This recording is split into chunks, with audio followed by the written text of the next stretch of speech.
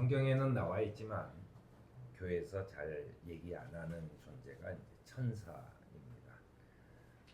아마도 천사에 대한 이야기를 자꾸 하게 되고 하면은 믿음이 자칫 조금 그 기복적이고 그런 걸로 흐르게 될 염려가 있었고 또 실제로도 그랬고 그래서 아마 강조를 안 한 것 같습니다. 제가 이제 신학의 그 학문적인 것들을 좀 되짚어보는 설교를 하기 때문에 이 천사의 이야기를 안 할 수는 없어요. 그래서 우리가 적어도 천사가 어떤 존재인지에 대해서는 좀 알고 있는 것이 좋겠다 싶습니다. 성경에는 사실 창세기로부터 요한계시록에 이르기까지 천사에 대한 존재와 활동에 대해서 증언하고 있습니다.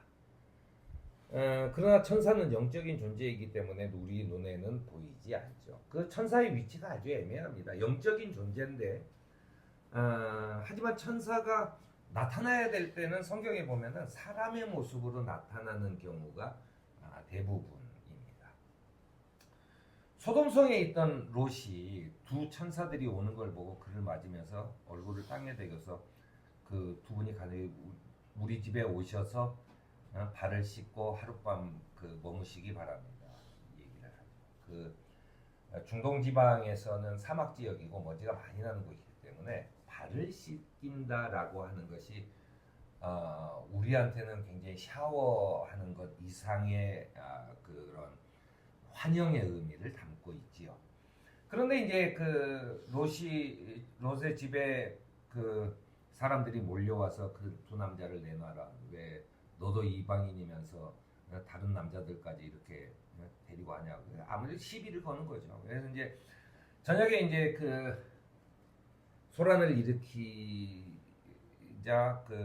천사들이 그 모든 사람의 눈을 어둡게 만들어서 롯과 가족들을 데리고 피신을 해요. 그러면서 두 사람이 천사죠. 두 사람이 얘기를 합니다. 나는 이 소돔과 고모라 이 땅을 멸하려고 온 하느님의 사자다. 그러니 너희는 지금부터 이곳에서 멀리 떨어져서 그 뒤를 돌아보거나 들에 머무르거나 하지 말고 저 산으로 도피해라. 그렇지 않으면 죽고 만다. 라고 했는데 이제 롯이 친척들을 모두 데리고 이제 가는데 이제 아이들도 있고 해서 다 못 가요. 거기까지. 그러니까는 이제 천사한테 얘기합니다. 우리가 저 산까지는 도저히 갈 수가 없습니다. 그러니까는 가까운 마을이 있어요. 그 가까운 마을에 그럼 들어가라. 거기는 내가 멸망해서 피난처가 돼 주겠다. 해서 그 마을로 들어가죠. 그리고 나서 이제 우리가 알고 있는 소돔과 고모라의 유황과 불 소나기가 퍼지면서 그 도시는 완전히 멸망했는데 롯은 그 천사의 이끄심 때문에 안전했다라고 하는 이야기입니다. 마태는 천사에 대해서 이렇게 얘기합니다. 너희는 이 작은 사람들 가운데 한 사람이라도 업신여기지 않도록 조심해라. 내가 너희에게 말한다. 하늘에서 그들의 천사들이 하늘에 계신 내 아버지의 얼굴을 늘 보고 있다라고 얘기해요.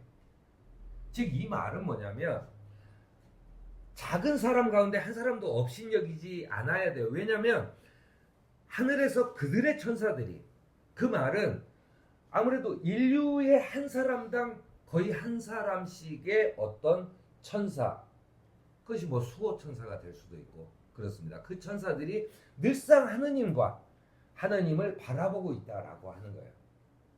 그러니까 그 사람이 자기에게 소속되어진 천사에 의해서 하느님과 연결이 되어 있다라고 마태는 고백하고 있는 겁니다.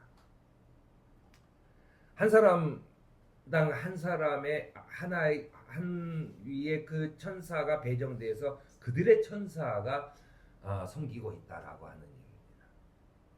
그런데 천사의 내용을 쭉 성경에서 보면 그들은 매우 영적인 존재이지만 또 인격을 가진 존재여서 사람과 마찬가지로 지, 정, 의 이런 사람들이 가질 수 있는 어떤 활동들을 합니다. 때로는 화를 내기도 하고 때로는 그래요. 천사는 지식과 지혜를 소유한 인격적인 존재이기 때문에 비록 타락한 천사라도 그가 주님을 봤을 때는 나는 당신이 누구신지 압니다라고 예수님께 복종하는 모습을 보이기도 합니다. 특히나 이 천사가 가장 많이 나오는 부분은 예수 그리스도 편에서 가장 많이 나오는데요. 그 천사가 한 일을 살펴보면 가브리엘 천사는 하느님의 전령이 되어 예수를 잉태할 것이라는 사실을 마리아에게 알려줍니다. 또 자기와 약혼한 여자가 임신한 것을 알고 이것을 그 마리아의 명예를 위해서 아무도 모르게 그렇게 파혼할 것을 결심하는 요셉에게 가서 마리아가 낳을 아들이 구세주다라고 하는 것을 알리는 것도 천사였어요. 또 예수께서 탄생하셨을 때 베들레헴 들의 목자들에게 예수 그리스도의 기쁜 탄생을 전한 것도 천사들이었고, 또 헤롯이 아기를 살해하려는 음모가 있으니 도망가라 라고 이집트로 피신할 것을 지시한 것도 천사였고, 또 헤롯이 죽은 후에 이제 고향 땅으로 돌아가도 된다라고 얘기해 준 것도 천사여서 그들은 천사의 이야기를 듣고 나사렛으로 돌아오게 되었다는 이야기입니다. 예수께서 또 우리가 잘 아는 그 세 가지 시험을 받으신 후에 지쳐 계신 예수 그리스도 옆에서 시중을 들었던 것도 천사라고 증언을 합니다. 또 그리고 우리 잘 아는 겟세마네 동산에서 마지막 기도를 드릴 때에도 그 옆에서 예수 그리스도를 붙들고 그에게 힘을 북돋아 준 것도 천사였고, 예수님이 부활하셨을 때 무덤을 찾아온 여인들에게 그는 여기에 계시지 않다라고 얘기한 것도 천사였습니다. 또한 예수께서 승천하실 때 하늘에서 수많은 천사들이 그를 마중 나와서 모시고 올라가면서 그가 다시 오실 것이라는 것을 알려준 것도 천사였어요. 그리고 성경은 분명히 예수께서 다시 오실 때 그가 천군 천사와 함께 다시 오실 것이다 라고 하는 것을 이야기하고 있기도 합니다. 천사들은 하느님의 백성을 보호하고 인도하시는 일을 합니다. 아까 말했던 소돔성의 롯을 멸망해서 구해 주셨고, 낙심 중에 있는 엘리야, 그 수많은 그 바알의 선지자들을 이기고도 자기가 혹시 죽을까봐 산에 올라가서 그 숨어 지내는 엘리야에게 음식을 전해주면서 힘을 준 것도 천사였습니다. 다니엘과 그 친구들을 불꽃덩이에 넣었을 때 그가 타지 않고 지켜준 것도 천사였고, 다니엘을 사자굴에 집어넣었을 때 사자 입에서 구해준 것도 천사였습니다. 또 바울이 랭이 그 전도 여행을 하다가 감옥에 갇혔을 때 큰 지진이 일어나고 그 감옥이 문이 열리고 그 벽이 부서지고 하는 상황 속에서도 주의 천사가 바울에게 피신할 것을 안내합니다.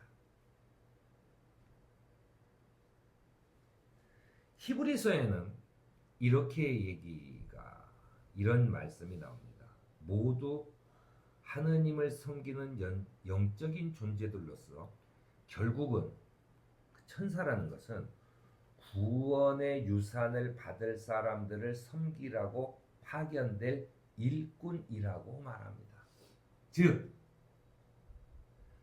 주님께서 구원의 유산을 받을 사람, 구원의 유산을 받을 사람은 누굽니까? 하느님께서 부르셨을 때, 네, 저 여기 있습니다라고 응답한 사람, 구원의 유산을 받을 사람들을 이 세상에서 지켜주라고 하늘에서 파견된 그런 존재들이다라고 하는 거예요. 구원의 유산을 받을 사람들을 섬기라고 파견된 일꾼이라고 하는 얘기입니다. 주님이 오시는 마지막 날을 위해 하늘 이 끝에서 저 끝까지 사방에서 그가 선택한 사람들을 불러 모으는 일을 할 때, 자 이제 모여라 할 때 우리가 거기가 어딘 줄 알아요. 하지만 천사들이, 나의 천사들이 나를 붙들고 가자라고 얘기를 한다고 하는 것입니다. 오늘 천사들의 이야기가 교회에서 별로 많이 되어지고 있지는 않지만 이것이 어떤 사이비 종교처럼 어떤 특별한 미신같이 내가 어떤 귀신이 쓰여가지고 막 점을 치거나 이런 것처럼 그렇게 변색이 되지 않는 한은 주님께서 나를 위해 천사를 파견해서 오늘 나를 돕고 계신다라고 하는 것은 우리에게 큰 위로와 안심이 되는 그런 이야기입니다. 또 그것은 성경에 분명히 나와 있는 것들입니다.